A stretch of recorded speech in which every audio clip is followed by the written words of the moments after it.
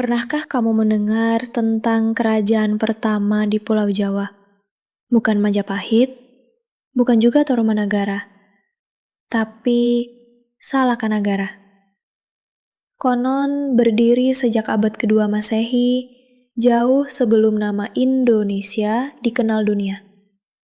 Tapi anehnya, tidak ada satupun peninggalan arkeologisnya yang ditemukan. Apakah Salakanagara benar-benar pernah ada? Atau hanya dongeng sejarah yang terlupakan?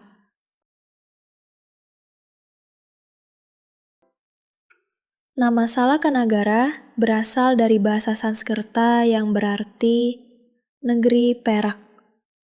Menurut naskah kuno Pustaka Raja-Rajia Bumi Nusantara dari abad ke-17, kerajaan ini berada di daerah Pandeglang, Banten. Salakanagara disebut berdiri sekitar tahun 130 Masehi dan menjadi cikal bakal berdirinya kerajaan Tarumanagara setelahnya.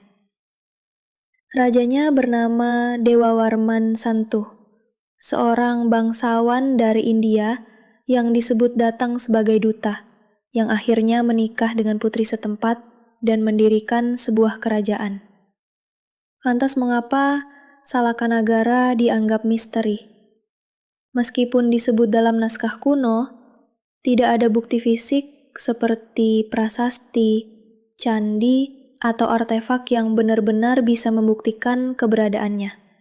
Bahkan, arkeolog-arkeolog Indonesia tidak pernah menemukan bukti langsung tentang Salakanagara.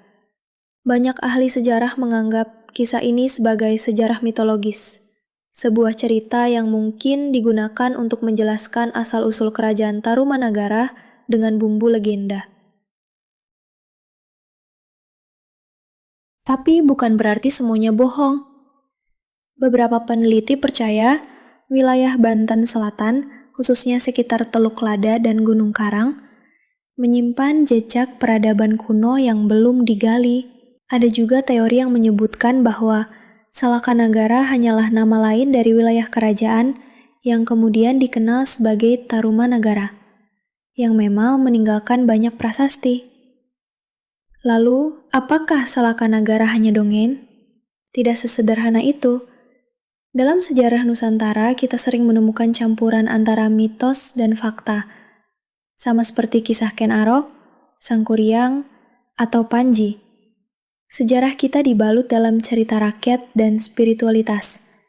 Bisa jadi kisah Salakanagara adalah simbol awal akulturasi budaya India dengan lokal yang kemudian dikukuhkan oleh kerajaan-kerajaan setelahnya. Sampai hari ini, Salakanagara tetap menjadi teka-teki sejarah. Tapi mungkin itu justru yang membuatnya menarik. Karena di balik legenda dan misteri, selalu ada cerita tentang siapa kita dan dari mana kita berasal. Terima kasih telah menonton channel ini. Kalau kamu punya teori tentang Salakanagara, tulis di kolom komentar ya.